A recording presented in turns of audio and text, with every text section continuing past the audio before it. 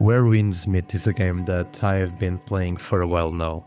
When I found out it was a free-to-play open-world video game set in ancient China, I had to try it.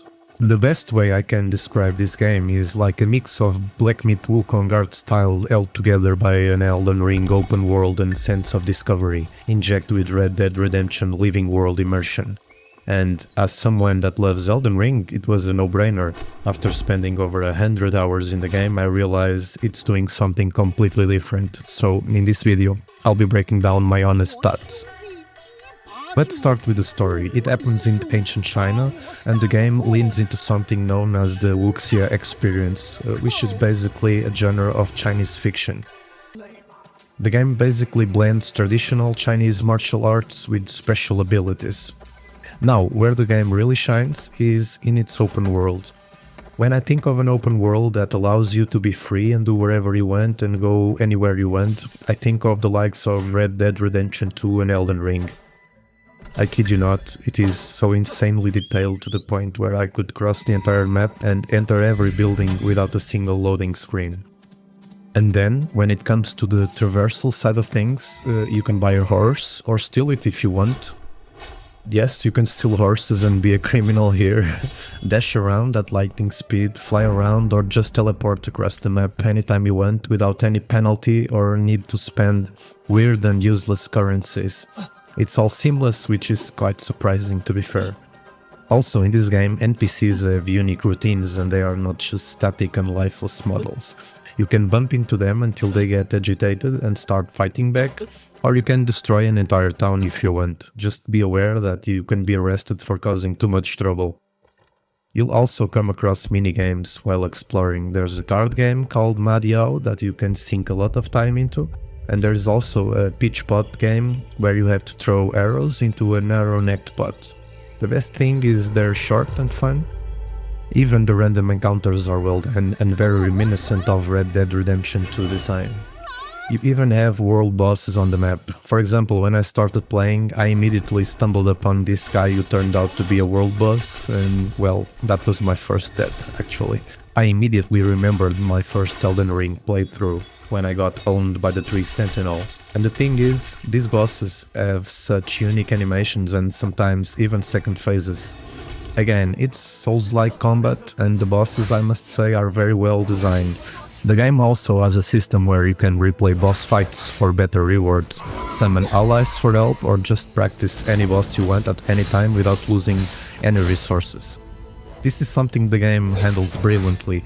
You can complete every dungeon and ride solo with bot companions. You do receive fewer rewards, which makes sense, but unlike games like World of Warcraft, the quality of the loot remains the same. You don't get inferior items just because you played solo. I haven't seen many people mention this, but to me it's a fantastic addition that massively improves the quality of life and fairness of the game. Also, you can change the difficulty if you find it too hard and have it play more like a traditional, action RPG type of game. Just remember, if you lower the difficulty from Legend, you can't go back. There's also a co-op and online mode too, so you're not just playing with yourself, but I've always been a solo player with these type of games, so I didn't really touch the online side of things too much, but based on the very limited time that I did, it gave me chills, to be honest. The dungeons and raids are exceptionally well designed, but they require serious coordination, because boss mechanics can easily wipe an entire party, so a solid group of friends or a guild is a must to enjoy this. The combat in this game is super fluid and fast, and once you get the hang of it, you will find out how satisfying it is to chain moves together. However, if you're a player that spams buttons, you will struggle, as this game is most definitely not built for spamming attacks. You really need to learn and dodge or parry nearly all of the attacks, or you will be dead, at least on the highest difficulty. The boss damage is unforgiving, you simply cannot trade blows. It's a bit of a shame because it gets stale quickly. The loop becomes deplete the boss stamina by deflecting every attack, deal damage while they're stunned, and repeat.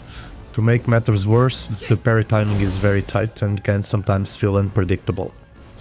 I understand some people love this style of combat, but personally I'd like more agency.